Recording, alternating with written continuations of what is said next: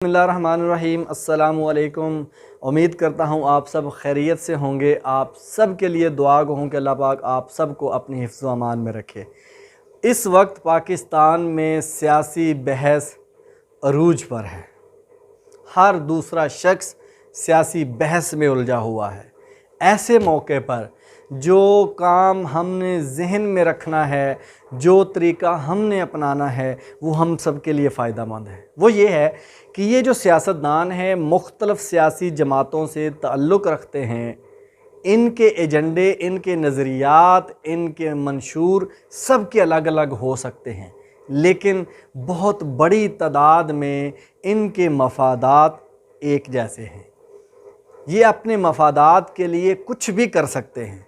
लिहाजा जो आम आदमी है, जो ऐसी सूरत हाल में खामखा की बहस में उलझा हुआ है, वो बहस ज़रूर कीजिए, वो बहस ज़रूर करें, लेकिन बहस को करते हुए ये चीज़ जहन में रखें कि उन सियासतदानों की वजह से जिनको वो ना कभी मिल सकते हैं, जिनके साथ कभी वो ना क्वालिटी टाइम बिता सकते हैं, जिनके वो करीब सिर्फ़ इस हद तक जा सकते हैं कि वो उनको देख लिया, इन्होंने इनको देख लिया, बस वो अपने घर, ये अपने घर।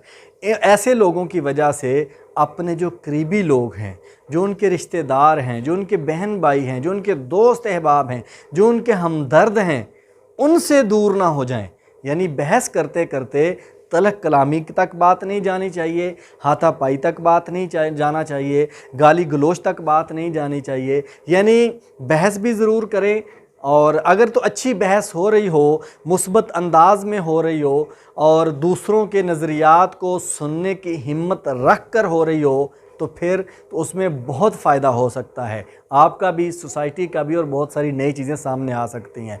लेकिन अगर बहस सिर्फ़ इसलिए हो रही है कि हमने हर हाल में साबित यही करना है कि जिस पार्टी के साथ हमारा ताल्लुक़ है वही सबसे अच्छी है, और दूसरों को नीचा दिखाना है, उनको जो है वो गद्दार साबित करना है, उनको झूठा और बद किरदार साबित करना है, उनको नाकामों और जो है वो बेवकूफ़ साबित करना है, और हर हाल में अपने आप को अच्छा और आला साबित करना है, तब जाके हमारे हाथ में सिर्फ़ और सिर्फ रुसवाई आएगी, सिर्फ़ और सिर्फ जो है जुदाई आएगी, दूरी आएगी। इसके अलावा और कुछ नहीं आने वाला।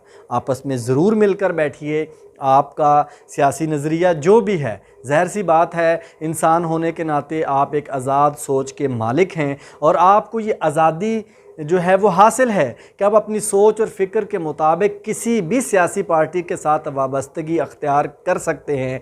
और यही चीज़ आपके सामने बैठे अफराद जो हैं, आपके सामने बैठे जो लोग हैं, उनको भी यही हक़ हासिल है, यही आज़ादी हासिल है कि वो भी अपनी सोच और फ़िक्र के मुताबिक किसी भी सियासी पार्टी के साथ वाबस्तगी अख्तियार कर सकते हैं। किसकी पार्टी अच्छी है, किसकी सियासी पार्टी बुरी है, इस चीज़ को साबित करने जब बैठेंगे और गाली गलोच का सहारा लेंगे, हाथापाई तक बात पहुंचेगी, मुंह मारी तक बात पहुंचेगी, तो फिर क्या होगा, आप आपस में दूर होते चले जाएंगे। लिहाजा जो इस वक्त सूरत हाल, मुल्क की सूरत हाल चल रही है, आप सोशल मीडिया इस्तेमाल करते हैं, उस पर भी एहतियात का दामन थाम कर रखिए। आप किसी बैठक में बैठते हैं, किसी डेरे पर बैठते हैं, किसी दुकान पर बैठते हैं, बस में सफ़र करते हैं, किसी भी तरह से आपकी अगर सियासी बहस होती है तो इखलाक व किरदार को सामने रख कर बात कीजिए। इखलाक और तहम्मुल के दामन को अपने हाथ से मत जाने दीजिए।